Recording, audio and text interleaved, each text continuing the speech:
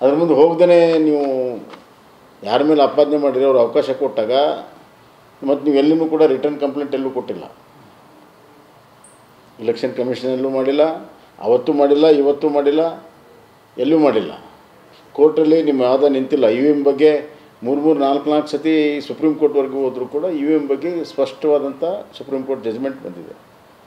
So ಹೀಗಾಗಿ ಪದೇ ಪದೇ ಇದನ್ನು ಮಾಡುವಂಥದ್ದು ನಿಜವಾಗ್ಲೂ ಕೂಡ ದೇಶಕ್ಕೆ, ಪ್ರಜಾಪ್ರಭುತ್ವಕ್ಕೆ ಸಂವಿಧಾನ ವಿರೋಧಿ ಅಂತ ಹೇಳ್ತಾರೆ. ಕಾನೂನು ಹೋರಾಟ ಪ್ರಕ್ರಿಯೆಗಳ ಅವಕಾಶ ಇದ್ರೂ ಕೂಡ ಈ ರೀತಿಯಾಗಿ ಬಹಿರಂಗವಾಗಿ ಇದೇನಾದ್ರು ನರೇಂದ್ರ ಮೋದಿ ಅಥವಾ ಈ ರೀತಿಯಾಗಿ ಡ್ಯಾಮೇಜ್ ಮಾಡುವಂಥ ಒಂದು ಇದನ್ನು ಇಟ್ಕೊಂಡಿದ್ದಾರೆ. ಅಲ್ಲ, ಅದು ಉದ್ದೇಶಿದ್ದೇ ಇದೆ ಅವ್ರಿಗೆ. ನೋಡಿ, ನರೇಂದ್ರ ಮೋದಿಯವರು 3ನೇ ಬಾರಿ ಪ್ರಧಾನಮಂತ್ರಿ ಆಗಿರುವಂಥದ್ದು ಆಘಾತದಿಂದ ಇನ್ನೂ ಕಾಂಗ್ರೆಸ್ ಆಚೆ ಬಂದಿಲ್ಲ.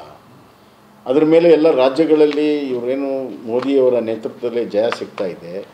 ಅದರಿಂದ ಕಾಂಗ್ರೆಸ್ ನಾಯಕತ್ವ ಇವತ್ತು ಕುಗ್ತಾ ಇದೆ.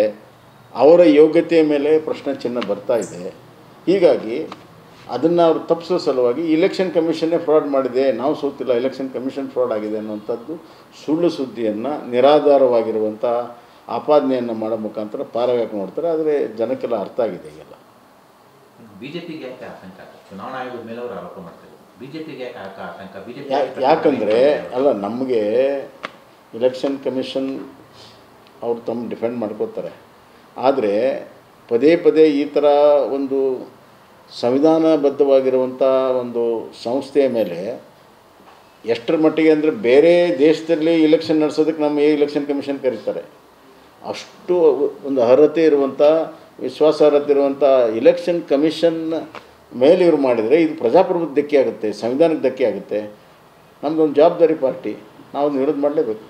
IT, ED ಮೇಲೆ CBI ಮೇಲೆ ಅವರು ಆರೋಪ ಮಾಡಿದಾಗ ನೀವು ಪ್ರತಿಭಟನೆ ಮಾಡಲಿಲ್ಲ, ಚುನಾವಣಾ ಆಯೋಗ ಯಾಕೆ ಅಂತ? ಹಂಗೇನಿಲ್ಲ, ಆವಾಗಲೂ ಕೂಡ ಎಲ್ಲೆಲ್ಲಿ ಪ್ರತಿಭಟನೆ ಮಾಡಬೇಕು, ಎಲ್ಲೆಲ್ಲಿ ಹೇಳಬೇಕು ಕೊಟ್ಟಿದ್ದೇವೆ. ವಿರೋಧ ಪಕ್ಷ ಹೇಳ್ತಿದೆ ಅಂಥೇಳಿ ಅವ್ರು ಹೇಳಲಿ, ಆದರೆ ಎಲ್ಲಿ ಪುರಾವೆ ಇಲ್ಲದೇ ಮಾತಾಡಿದ್ರೆ ಜನ ತೀರ್ಮಾನ ಮಾಡ್ತಾರೆ.